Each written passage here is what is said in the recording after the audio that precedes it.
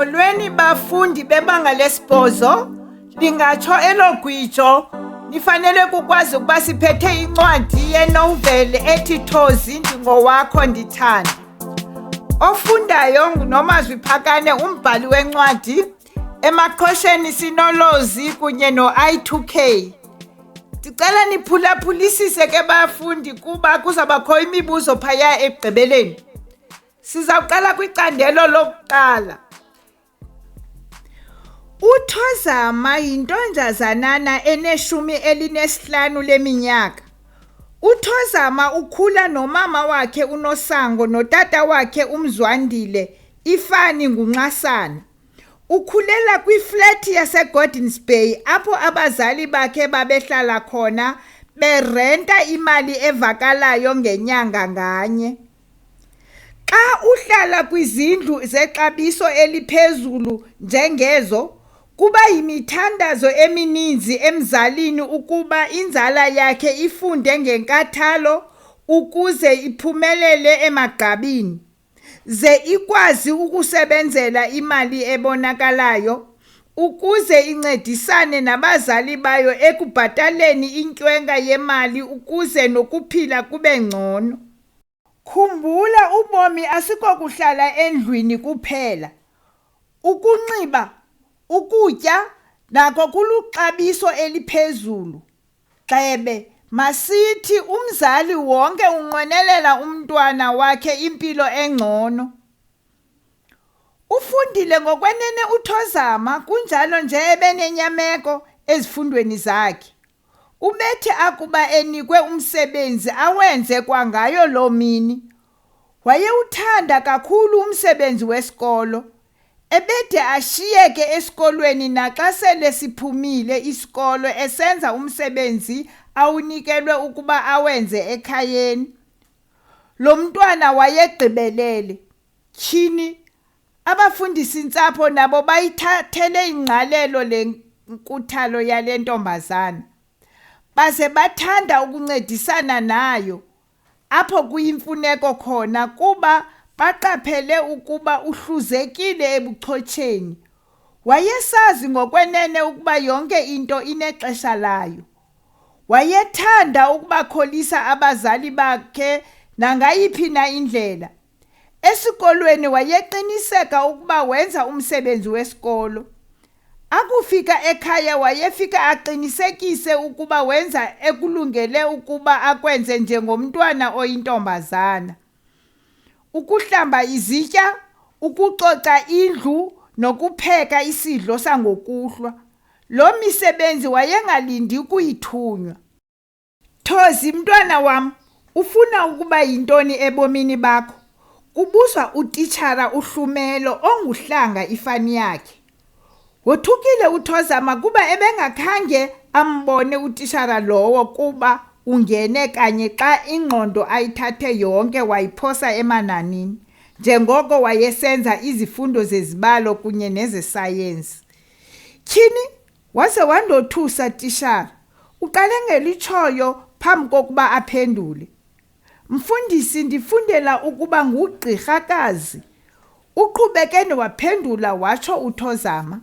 Uqinise mntwanam, kuba impumelelo isentabeni kwaye akukho nto izalula apha ebomini. Ukuba unoncedo olufunayo, ungonqeni ukundixelela. Ndizimisele ukumnceda umfundi ozimiseleyo. Uwathethe la mazwi sele utishara lowo ewunikela umva lowo athetha naye.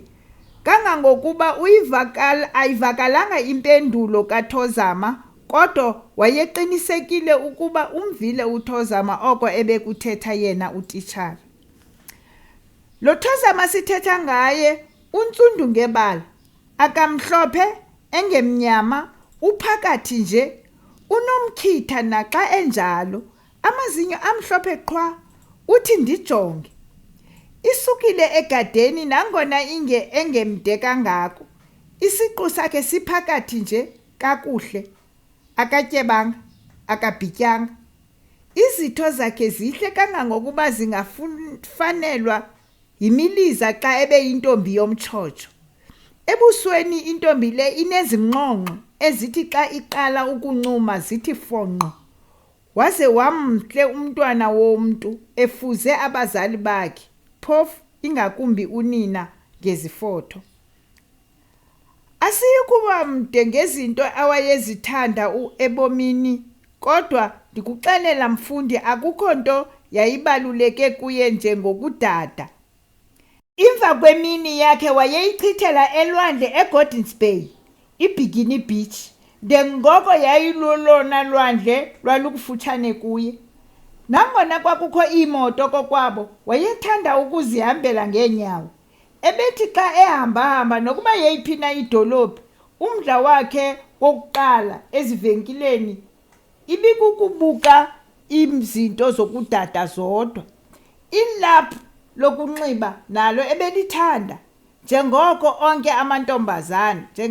amantombazana, kodwa engalibhedeshanga. Ufunde uThozama ngeyona ndlela kuba nonina wayemana ukuyikhuthaza njalo intombi yakhe. Funda mntwana wam, ungangxameli izinto zaphandle apha, zona azibaleki. Khumbula mntwana wam ukuba yonke into inexesha layo.